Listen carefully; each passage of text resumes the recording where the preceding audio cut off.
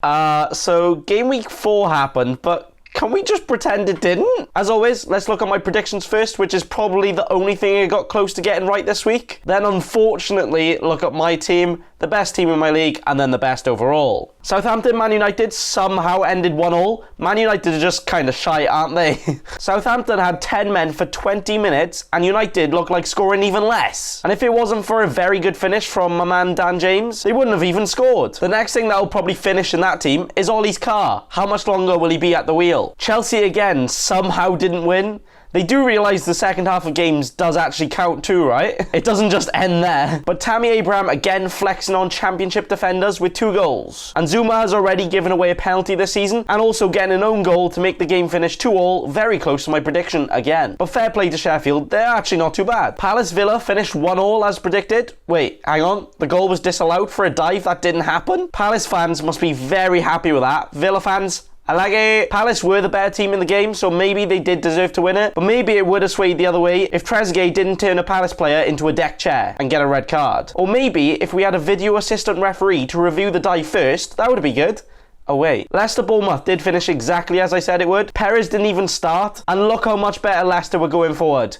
Oops. But Vardy, with better finishing than a sex worker, doing it again, banging them in for a 3-1 win. Man City Brighton could have easily finished 4-1, with Man City scoring 4 goals.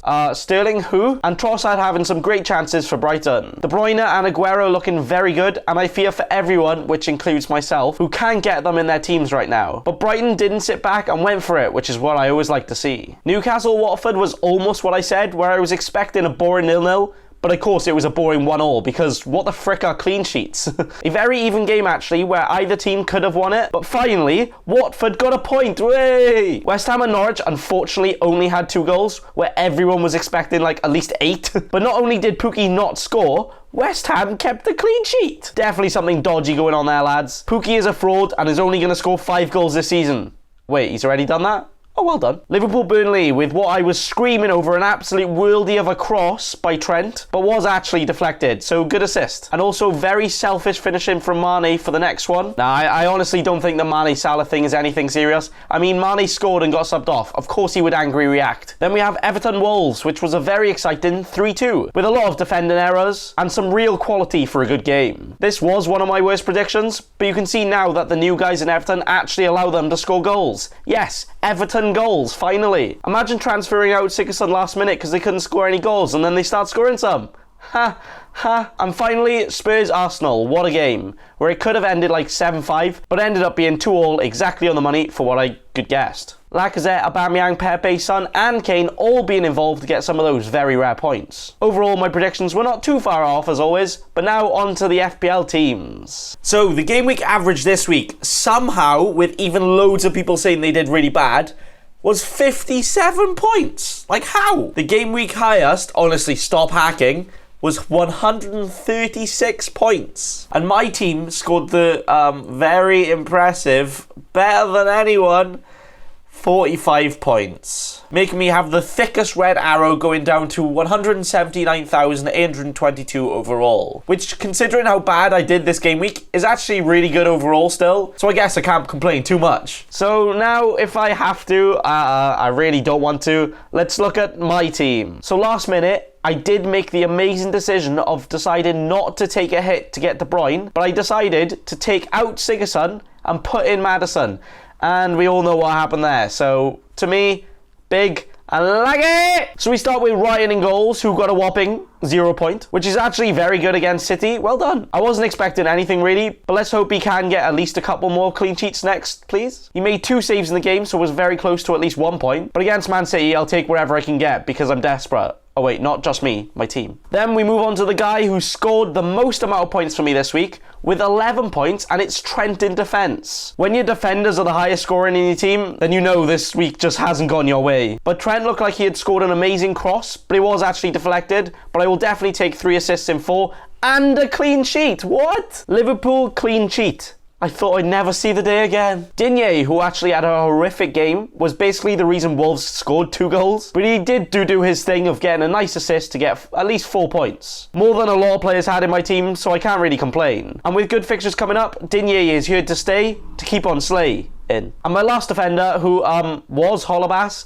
but he didn't even play, so that's BBC sad news. Lundstrom came in instead, and I wasn't expecting him to get a clean sheet against Chelsea, but I was hoping for potentially some attacking returns, but just like Holobas, didn't turn up. But I will take the 1 point for now. And on to midfield, we have Salah, and again for 4 weeks in a row, the opposite choice of Salah and Sterling outscored the other for captain, making 4 captain choices in a row completely wrong. But Sterling was not involved in any of 4 Man City goals, only getting 3 points, doubling to 6, making every single other Man City player look much better than him. But patience, if you can. But hopefully Sterling can make up for it in other games, please. Mohamed Salah, who scored 6 points after an assist. Mane did outscore Salah in this week of Salah vs Mane flip-flop, but Mane got subbed off and seemed to be very angry react, but I'm sure it's nothing. So next week, Salah is guaranteed to score more because that's the rule. So on to my first transfer, where I transferred out Sigurdsson for Maddison. Maddison only got 2 points after not being involved in any of Leicester's 3 goals. Well, he was very much involved, but he didn't actually get any assists or goals. And Sigurdsson ended up getting his first assist of the season. I was also tempted to transfer out Sigurdsson and the injured Martial to De Bruyne him again for a 4-point hit, which would have worked out so much better. And I don't care that the one option I went for was the complete worst option I could have chose. Oh well, I will have patience, and hopefully it will be worth it, until De Bruyne keeps punishing me like the kinky Belgian boy he is. Then the last midfielder for hopefully just this week, and it's Dendoncker. He did play all 90 minutes, but didn't have any goal contribution as expected. But next week, it will be Martial, who will be completely fine and score a hat-trick in the first game back easy, because he better reward me for being loyal to him, otherwise I'm sleeping with other people, Martial, okay? And on to the forwards, and the Pookie party was cancelled. The host ran out of food before it even started, and the only person at the party was Haller for West Ham, who at least did get a goal again, with him rewarding me for keeping him from the start, which I hope Martial can give me that same loyalty discount too. I feel like Haller will be one of the best differentials that I have, especially with great fixtures coming up. And finally, it's Joshua King, who didn't return anything as expected again, but I am hoping to transfer him out next week. So that's okay. So this week, with this amount of points, it's really devastating sad news. As for the first time this year, I am below average, and quite a bit. I expected to be this a worse game week as I was given patience with Martial, which right now has not worked out at all, but I am one with a patience and I will take my time. I know I'm not going to get every decision right, so I'll take it on the cheek and I'll leave it as that. I still don't want to wildcard, as just because the players haven't performed this week, I'm still confident with my team. So enough of my amazing team, and let's look at the guys that did do a great. So first, let's look at the current best in my league and then the best team in the world. So a big congratulations to John Coyne with LFC Globetrotters, who scored 58 points this week to have a total of 314 points, making him currently 71st in the world. Very impressive. I already like this strategy because it's different to most and has paid off already. He's got Salah, Mane and Firmino, as well as Sterling and De Bruyne, with then bare minimum players all around them. Most people would say this is a horrible idea, but look how many points he's got. He's clearly doing something right. I'm sure if Man City or Liverpool, or even both, just have a really bad week, this team will massively struggle.